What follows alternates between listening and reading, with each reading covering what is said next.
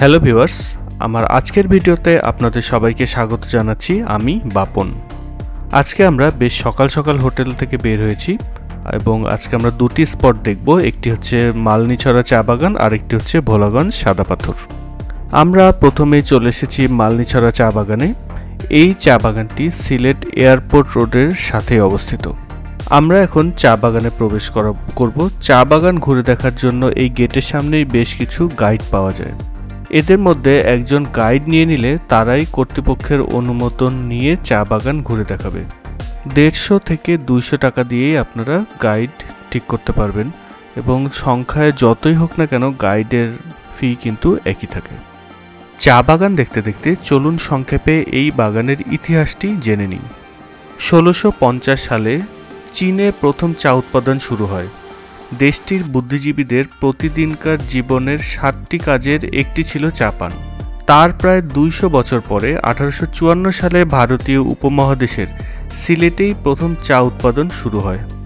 সিলেটের এই মালনীছড়া চা বাগান থেকেই উপমহাদেশে চা চাষের গোড়াপত্তন।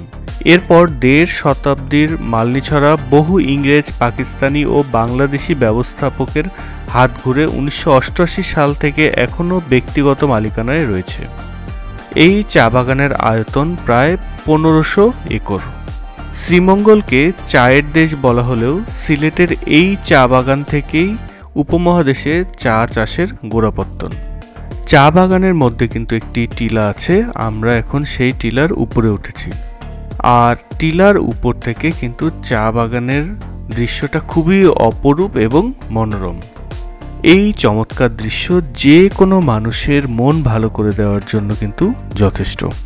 আপনারা যারা ভবিষ্যতে এই চা বাগানটি দেখতে আসবেন তাদের সকলের প্রতি অনুরোধ, আপনাদের ব্যবহৃত জিনিসপত্র যত্রতত্র না ফেলে নির্দিষ্ট স্থানে ফেলুন। এতে করে এই চা বাগানের সৌন্দর্যটা কিন্তু বজায় থাকবে। এই চা বাগানের মধ্যে কয়েকটি স্টল আছে, তার মধ্যে একটি স্টলে আমরা প্রবেশ করেছি। এখানে বসার জন্য পর্যাপ্ত ব্যবস্থা আছে, বসে চা খেতে পারবেন। আবার এখানে কিন্তু চা পাতেও বিক্রি করে, আপনারা চাইলে বাসা বাড়ির জন্য এখান থেকে চা পাতা কিনে নিয়ে যেতে পারেন। তাছাড়াও এখানে চিপস, বিস্কুট, পাউরুটি, কলা সহ আরও বিভিন্ন আইটেম পাওয়া যাচ্ছে। আমরা এখানে 1 কাপ চা খেয়ে ফ্রেশ হয়ে এই চা বাগান থেকে বের হয়ে যাচ্ছি। ভালোভাবে সম্পূর্ণ চা বাগানটি ঘুরে দেখতে 1.5 থেকে 2 ঘন্টা সময় লাগতে পারে। মালনীছড়া চা বাগান দেখে আমরা এখন ভোলাগঞ্জ সাদা পাথরের উদ্দেশ্যে রওনা হয়েছি। যেতে প্রায় সময় লাগবে 1.5 ঘন্টা থেকে 1.5 ঘন্টার মতো। এই ভোলাগঞ্জ যাওয়ার রাস্তা কিন্তু খুবই সুন্দর। দুই ধারের সৌন্দর্য দেখতে দেখতে আমরা সামনের দিকে এগিয়ে যেতে থাকলাম। আর যত ভোলাগঞ্জের কাছাকাছি আসছি ততই ভারতীয় পাহাড়গুলো আমাদের কাছাকাছি চলে আসছে। এটি হচ্ছে ভোলাগঞ্জ সাদা পাথরের পার্কিং স্পট। পার্কিংয়ের জন্য কিন্তু পর্যাপ্ত ব্যবস্থা আছে। আপনারা যদি বাস নিয়ে আসেন তাহলে বাস রেখে তার পাশে কিন্তু রান্নাবাড়িও করতে পারবেন। আপনারা সামনে অনেকগুলো দোকান দেখতে পাচ্ছেন আর এটাই হচ্ছে ভোলাগঞ্জ যাওয়ার নৌকাঘাটে যাওয়ার রাস্তা। এখানে বিভিন্ন রকম জিনিসপত্র পাওয়া যাচ্ছে এই দোকানগুলোতে। এখানে কি কি পাওয়া যাচ্ছে তা এক নজরে দেখে নিন। সিলেটের আম্বরখানা মোড় থেকে ভোলাগঞ্জ সাদা পাথরগামী বাস চলাচল করে। ভাড়া পড়ে জনপ্রতি 70 টাকা করে। বাসে আসলে কিন্তু আপনারা আসার পথে মালনীছড়া চা বাগানে নেমে ঘুরে দেখতে পারবেন না। আর আপনারা চাইলে মালনীছড়া চা বাগান এবং ভোলাগঞ্জ সাদা পাথর দেখার জন্য সারাদিনের জন্য একটি সিএনজি রিজার্ভ করতে পারেন। সিএনজি ভাড়া পড়বে 1500 টাকার মতো এবং একটি সিএনজিতে 5 জন বসতে পারবেন।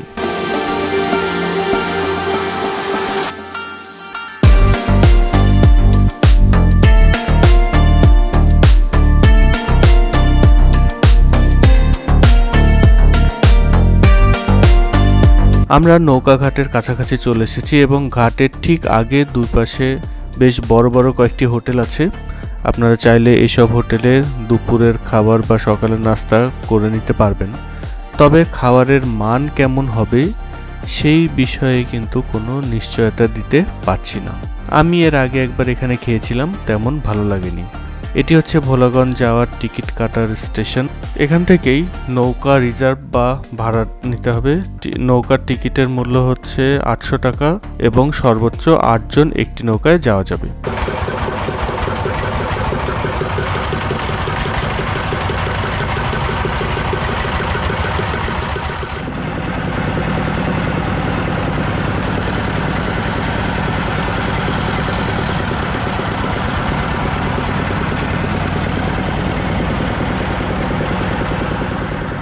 আপনারা যদি সংখ্যায় 8 জনের কমও হয় তারপরও কিন্তু একটি নৌকা আপনাদেরকে রিজার্ভ নিতে হবে।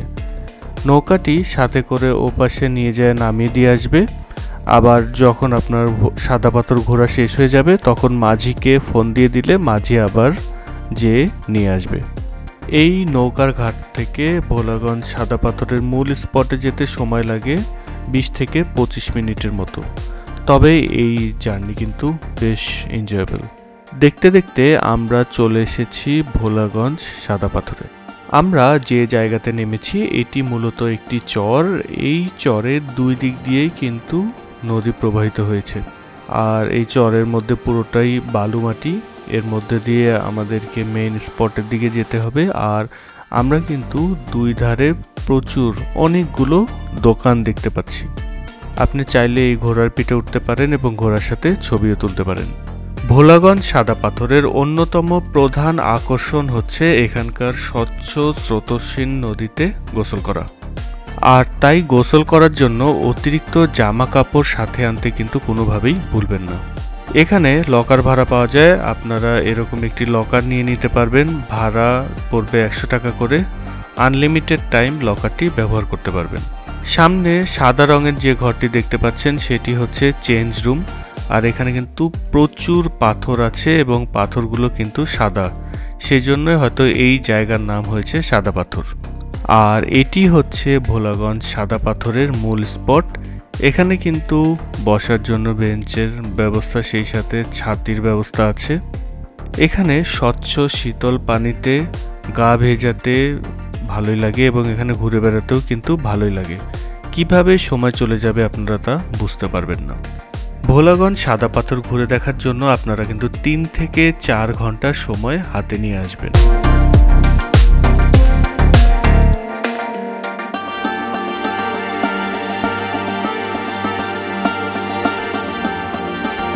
কেমন লাগলো আমার সাথে মালনীছড়া চা বাগান এবং ভোলাগঞ্জ সাদা পাথর দেখতে তা অবশ্যই কমেন্ট করে জানাবেন। আর যদি ভিডিওটি ভালো লাগে তাহলে ভিডিওটি লাইক করবেন এবং অবশ্যই সোশ্যাল মিডিয়ায় শেয়ার করবেন। সেই সাথে আপনি যদি আমার চ্যানেলে নতুন হয়ে থাকেন তাহলে চ্যানেলটি কিন্তু অবশ্যই সাবস্ক্রাইব করবেন।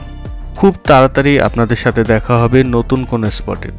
ততক্ষণ পর্যন্ত আপনারা সবাই ভালো থাকুন, সুস্থ থাকুন, নিরাপদে থাকুন। আজকের জন্য শুভ বিদায়।